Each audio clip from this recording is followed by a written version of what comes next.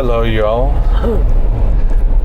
This is the Valentine's Day edition of Ride Review. And this isn't we didn't really see this in theaters. We saw it at home, but it was a new movie to us, and we just thought I wanted to talk about it a little more.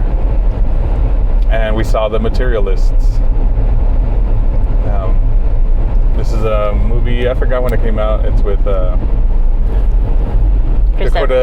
Chris Evans, Dakota Johnson, and Pedro Pascal, and it pretty much follows the story of Dakota Johnson's character that she's a matchmaker, and she has all these success stories that lead to marriages, and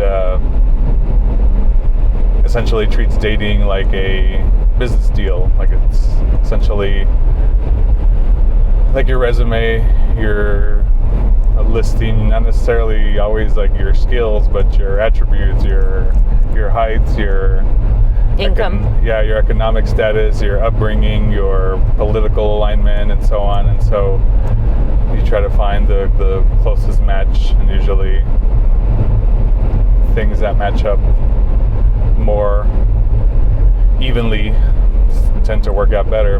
And so in her personal life, she comes across the Pedro Pascal character, which she meets at the one of the weddings for one of her clients, and she essentially just starts. He likes her, and she starts talking about how it is like dating is just a business deal, and at that wedding, she sees her old partner.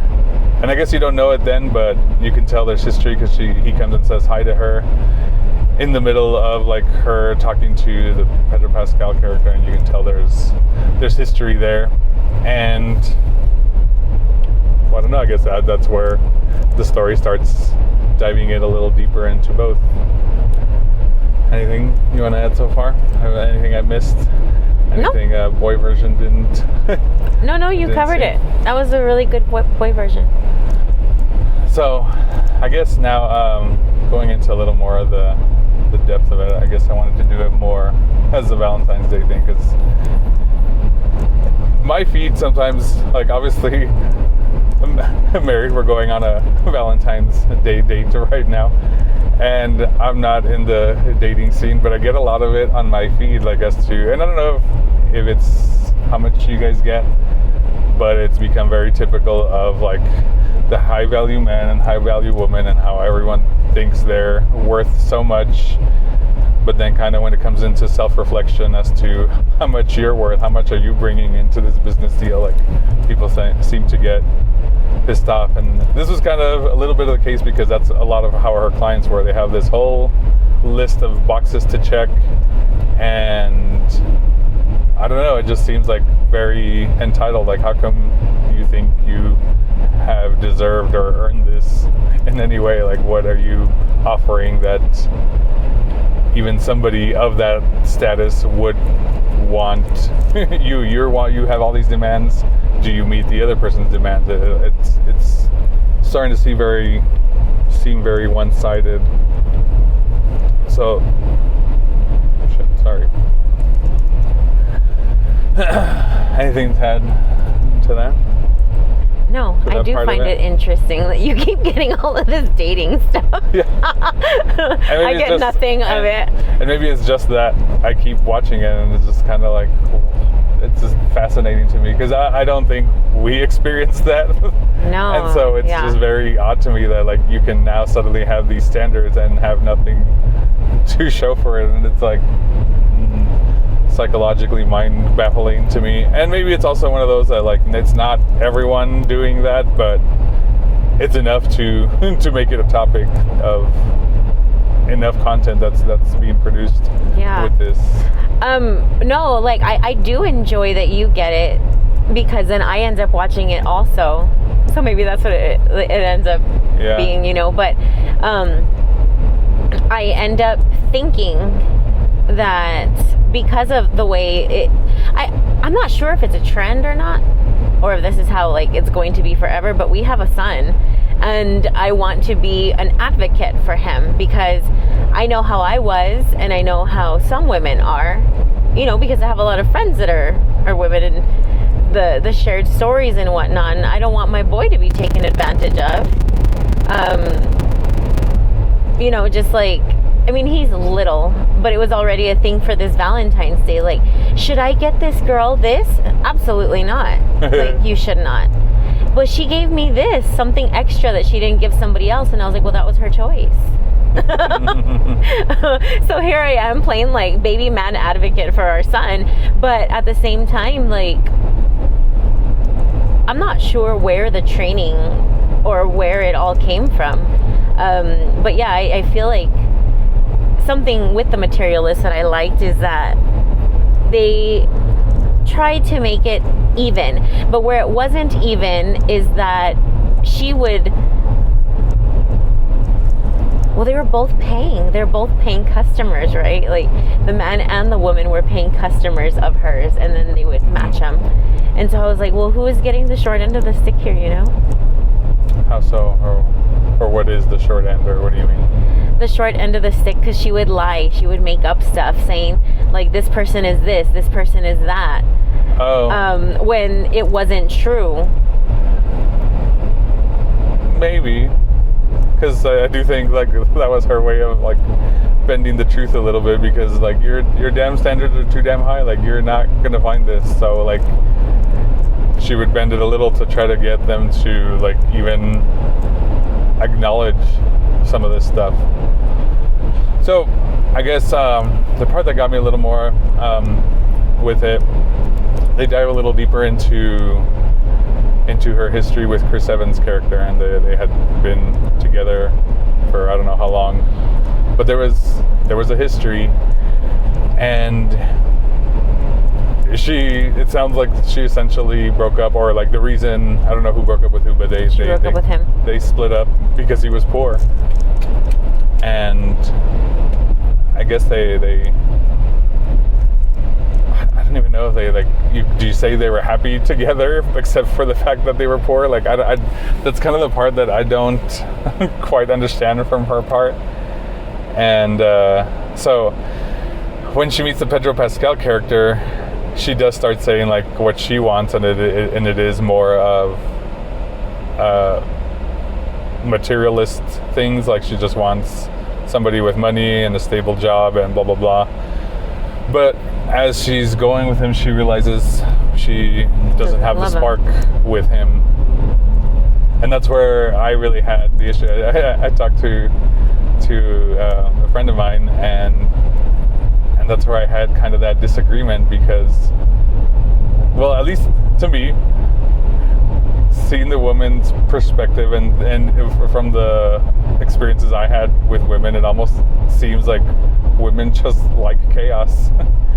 And like that was the life with Chris Evans' character seemed chaotic to me, and the reason I think she just wants to go back is because it's familiar, not necessarily because, and there's a history. I like, we've talked about this before, that I think something that helps relationships a lot is almost like a trauma bond. It's like you both went through something together, and that helps strengthen the connection of the relationship. And with this new guy, she has no trauma bond yet, and I say yet because I think given a little more chance, like you just started dating, like sometimes like things don't happen right away. Maybe as you go through, you might have something a little more to bond over. But also in that sense, maybe his life was too perfect, and like you're never gonna get that traumatic moment to trauma bond. So I don't know. To me, it seemed more as familiarity disguised as love. Well, do you think that maybe she was settling for him because it was like, because he had money? Like, oh, he has everything that I should want, I'm just gonna go for it. But she actually didn't like him to begin with. Like, maybe she didn't find him attractive. Maybe there wasn't that initially at all. Like, when they first start talking or whatever, she's assuming that she's going to have him as a client. So she doesn't have to have that, or she doesn't have that attachment to him because she's seen him as a work perspective. Not necessarily I'm going to date this guy. Possibly. She's trying to keep herself afloat. She's not looking for anything. But then I would say that's where I feel like she did lead him on. That of course. But and of that's course. also the annoying part. Then, like, if you already know, then why? Just because you get a few free dates out of it, a few free meals or whatnot, at least. She wanted to see if she would. But that's also what happens when you're young. Or I'm not even sure if it's just being young or if it is in the dating scene. When I was dating, if there was somebody that I wasn't completely attracted to, but they had a lot of great attributes, I was like, okay, so like, do we give it a chance? Do I go on a couple of dates and see where this goes? And that's what I'm saying. I don't know if I was young, if I was dumb, if I was just trying something out. Because you're learning. Like, they're all learning. Kitty! Oh, no, kitty! Learning experiences. So I don't know. Maybe it's all of it wrapped up in pretty with a bow, you know? Yeah. Because you don't know if it's going to work or not. Or maybe there's like a glimpse of like, oh, he has cool hair. Right. Maybe she really didn't. And then after, it kind of moved real fast. I'm not sure if it moved so fast because it was the movie, right? Or if it moved fast because that's how they were moving. He was like, I'm older. I've got to get this established. Like, let's go. Right. You know, so maybe it was that. I'm trying to give a little bit of the benefit of the doubt. To who? To both of them, actually. Because he knew what he wanted. He set his eyes on it, and he's like, I don't need to pay for this stuff, like this matchmaking stuff. This is the one I want. Right. And she was like, ooh, he checks all the boxes. He's a unicorn. Like, let me try this.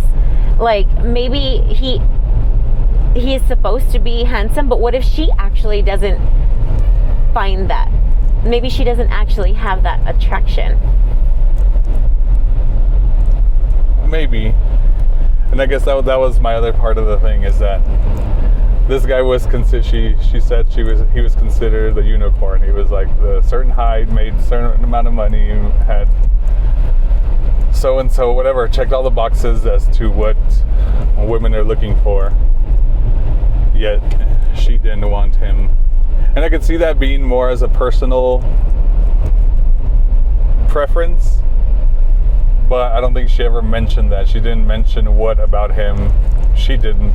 And it's in the movie, to me, it's implied as the whole like love spark, like, and to me that's where I think like the familiarity is disguised as love, rather than like you're not familiar with this guy, you're familiar with the other guy, and that's why it's disguised as love. And to me, the checking all the boxes, if any guy is trying to aspire to be the unicorn and check all the boxes, and you reach that point, and then you're still going to be like someone, like you come across someone and they're still now you're too perfect, that's what it seems annoying, at least from the male perspective. And that's why I came to the conclusion that like women like the chaos, like you don't want a perfect life. And I think men value their peace way more than women do. And those are the conclusions that this movie made me come to.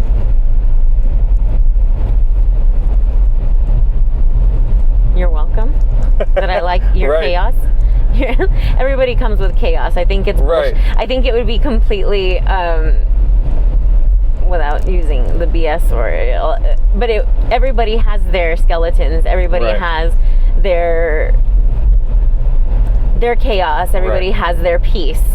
Now, right. when you can come to a a mutual understanding of each other's peace and each other's chaos, that's when you find a comfortable relationship. So, with this unicorn, do you think he had skeletons also that they just didn't get to in the movie? Of course he did. And so, actually, they did get to it a little bit in the he movie. had huge issues. Almost literal skeletons. Yeah. No, and because of that, he will never truly be as confident as he ever could be. He was lacking that for her. So, the part we're talking about is... Are you doing a spoiler? Yeah, sure. It's old enough Spoiler. that it's not a new movie. So, they talk about a procedure for men that exists. Apparently it exists, that can make them taller, up to 6 inches taller. And there's something on the mountain there, like a car. Did you see that? No, I didn't. And so later she finds out that the Pedro Pascal character had the procedure done. His height now is the 6 inches taller. So when she asks him about it, he like lowers himself the 6 inches. Like this is what I would look like or whatever. Excuse me. And talks about how at that height, like he doesn't think he would have had a chance with her, and even his kind of confidence, he would have never even dared to approach her or anything. And so that's why I said those are the literal skeletons in the closet. But yeah, maybe that's a little bit of his imperfection. But the trauma bond didn't happen together. I think if they had gone through it together, like if she was already with this guy and then like I want to be taller or something, and then I think that helps their dual trauma bond, for lack of a better term. I don't know what I'm wondering. I'm trying to think of like in a woman's perspective now. I'm trying to be typical in my thought, and I'm wondering if Google Maps car.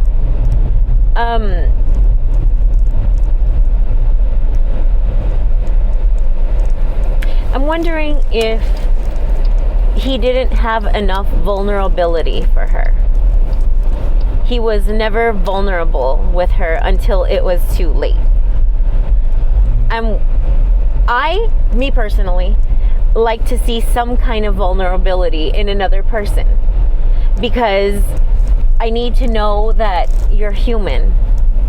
And I don't think he was human enough for her. He didn't have any problems. He was born with money. He had money. He would never, ever not have money. He went to the best schools. He was smart. Like, everything was so perfect. Where was his vulnerability? Where did he need her to help him? Sometimes we need to go past our personal preferences and look at it in the actual brain perspective. So in the brain perspective, in the woman's brain, it is almost a biological thing for us to have to care for. We have to help in some way or another. Is it great once it's resolved and once they can do it on their own? Yeah, absolutely. But there is always some kind of like saving or nurturing that needs to occur, and he didn't have anything that needed to. He was already done. Whoa. And that's where I tell you that look at that. Is this a run walk or 5K something? or something? Yeah, is that our immigrants again? In pink. Yeah. Okay, from the woman's perspective, how do you define vulnerability?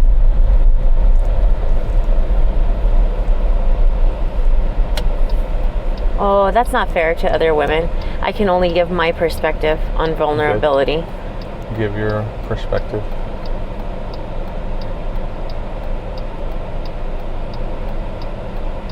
I'm distracted by all the dogs and children. Vulnerability, needing something. You need something. There's something? Anything. You need help with. So help. Needing some kind of help. or what, feeling vulnerable, showing some kind of emotion, like you need an emotional care. Emotional care. Yeah. You needing some to emotional me, care. you need something. You need some kind of emotional care. You have everything, but your parents were jerks to you. You need emotional care, and I can help you with it. That makes a little more sense. And he didn't have any of that. Oh, they got left behind. That makes sense.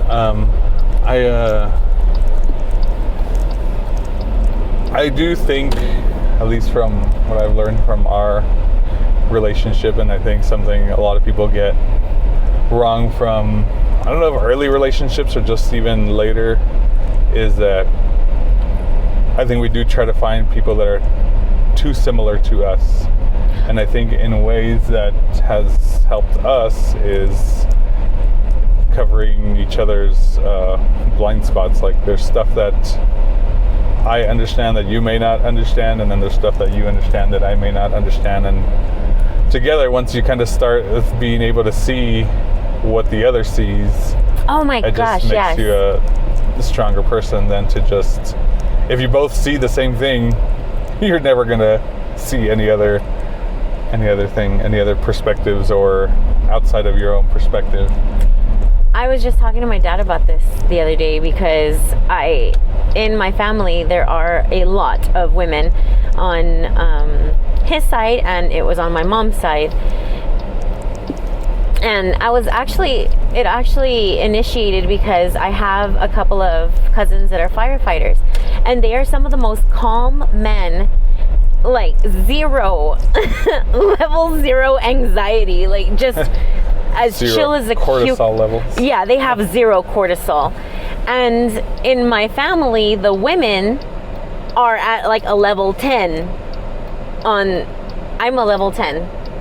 I am a level 10 for sure. Like my cousins are level 10s for sure. And it's interesting to me because the men that we have chosen in our life, if the relationship has lasted, the men have been at a level maybe 0, 1, or 2 of anxiety or hyper energy, emotion.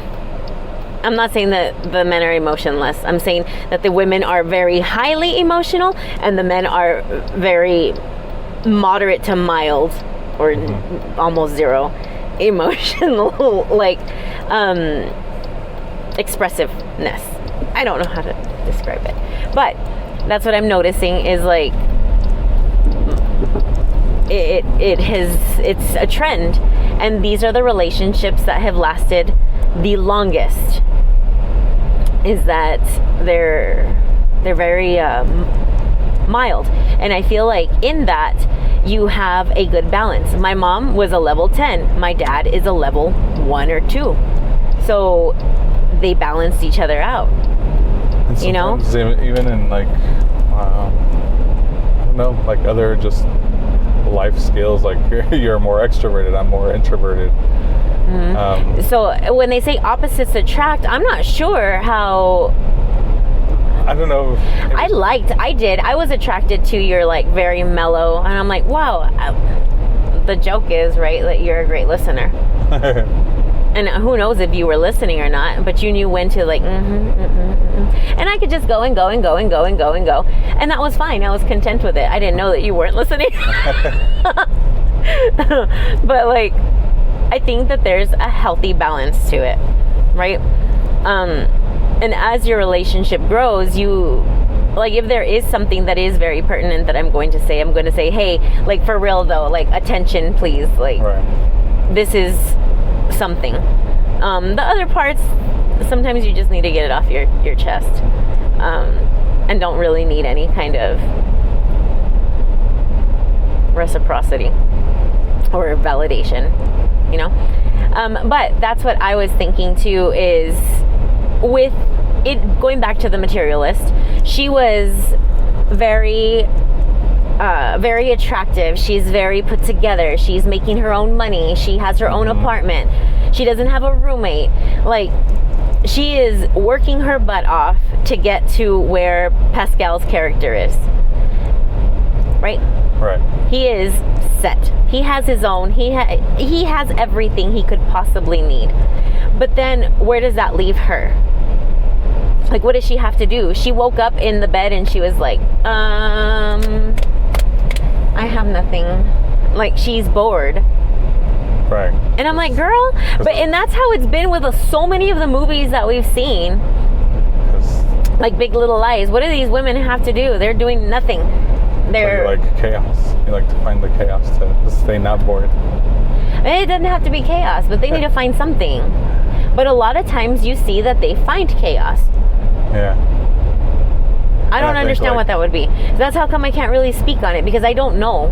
Like, I find my own chaos in our own life. Like, you work and you clean and then you take care of everybody. That's enough chaos. Like, I'm like, do these people not clean their own God bless home? That is chaos to me. It's like everything's perfect and then poof, explosion.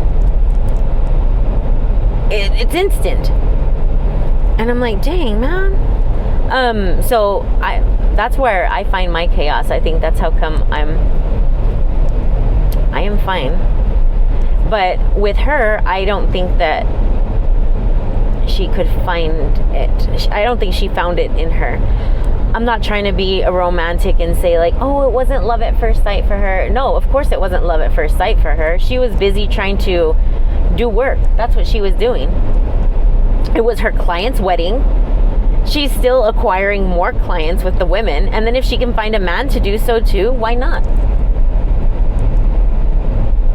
Right. And see, well, like,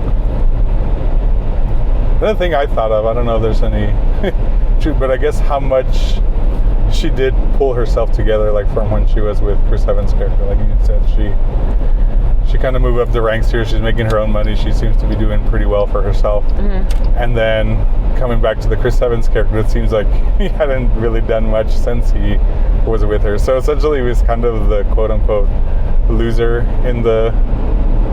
And so to me it almost still seemed like a weird settlement thing. Like it's still just the familiarity versus... Isn't it called, like, on a technical term, like, learned helplessness? I don't know. How so in this case, or what? So, I might be wrong, but with it, like, a person who has been in a relationship they're being abused, let's say, and then they find that they can be pulled out of that, but at the same time, they don't know what good could be. And when they don't know what good could be and they're scared of it, they go back to what they know, even if it was bad. Right. And that is from what I'm... And that's, I guess, what I mean with the familiarity disguised as love. And, like, I don't think it was love. I think it was familiar. I mean, maybe it could be a little bit of both or whatever, or like, but I think it's more of a disguise than but yes and no, because I really think that they did try to portray love, or at least not. Like, I think that they did love each other. I think he loved her, but I don't think she loved him in that same. Maybe by the end she kind of realized it or had a little more of a hallelujah moment, but like I didn't buy it from her like throughout the movie. Like I think she had seemed like almost content that she had moved on, and like I don't know how much she would have thought of him if he hadn't come across her path again. Does that make sense? I can tell you when she would. When she's getting way older and she still doesn't have anybody, she would have called him. Right. And then that's kind of what annoys me too with like women, like a double standard. Like a girl, I don't think would want to be the last resort. Like, oh, I'm getting old. Like, hey, you want to do this, and yet like the girl could definitely pull that card. Like, hey, I found nobody. I kind of think that would happen, though. I kind of think that happens still. I do think it happens. From like men doing that to women or women doing that to men. And maybe if they're both lonely enough, but... That's what I was going to say, too. Like, what's wrong with it? What's wrong once they're old and they have... Like, they don't want to be alone and they have them as a really good friend. Like, why not have that person as a friend? Or, like, a friend/lover, I guess. But... as long as, to me, it would be okay as long as there's some kind of humility on both of those sides. Like, are you lonely? Yeah, I'm lonely too. Can we hang out? Like, I don't have anybody else. I've either burnt all my bridges, I've gotten 5 divorces, I can't stay with anybody, but I really want you, like, you were my longtime friend from, I don't know, elementary to high school or something, you know? And then they're both on the same page, then I don't know what would be wrong with that. Okay. But if there is no communication in it and it's just the lady going to the man and say like, oh, hi, and not saying like, I'm lonely, I need this from you, can this work? If it was just like, let me lead you on, oh, you're so attractive, all of this other stuff, and like trying to get him to be with her, but not telling him her side, I don't think that that's fair. Same with... I don't follow. So if I go to you and I'm like, ooh, I just love you so much, you're so attractive, you're wonderful, all of this other stuff, and look, I'm single and you're single, why don't we hook up? If I go and I tell you that and I'm not telling you my side, like, I'm lonely, I'm lonely, I need a friend, I need protection, I want a man in my life, can you do that? Like, are we on the same page? Can we do this for each other? If we can't, then that's not gonna work. That's where I find it to be unfair. If it's just a leading you on rather than telling you what you want, what I actually want or need. Yeah, I guess, and especially as you get older, you gotta cut more of the BS out. Like, I don't want to be doing stuff for nothing. Like, and honestly, that's already how I feel at this age. Well, like, and I guess I mean that in not necessarily our relationship, but like just any other now new, whether it's a friend or a new coworker or a new whatever. Like, just cut to the chase. What is it that we're doing here? What is it that we're trying to accomplish? And there are some relationships that don't work. Like, even. All right, well, we got cut off, the camera overheated, but we'll give you our final thoughts, whether we liked it or not. It had a strong start for me, and then it kind of, it always comes down to the ending, especially when it has strong starts for me, and I'm going to lean towards, probably not as much, at least not as strong as it started. I'll give it, I guess, a 3 out of 5 stars if I had to label it that way. Maybe a 7 out of 10. I guess that'd be a 3.5, but I don't think I'd care to watch it again. But I do like that, I guess the more I let it simmer, I guess, it gave me a lot of stuff to think about, and like why it worked and why it didn't work and whatnot, like just reflecting on relationships in general. But you? Same. It was a fun chick flicky kind of movie, but I like that it gave us a lot to talk about. I honestly I didn't have as much to say as Sal did at the very beginning. Like, he's like, let's do a ride review of this, and I was like, what? There's not much to say about it. But as we discussed it, I felt like there was a lot more, and it was just interesting to see, I guess, male versus female perspective on this. It's cool. Like, if you have nothing else to watch, it's solid, but it's not like something to write home about. It's a good discussion one, I guess, like we just did, but yeah, I don't know. But we will be recommending it to some friends because they're like her two favorite that's dudes. Right. So we gotta recommend it. All right. Well, that's it. Bye. Bye.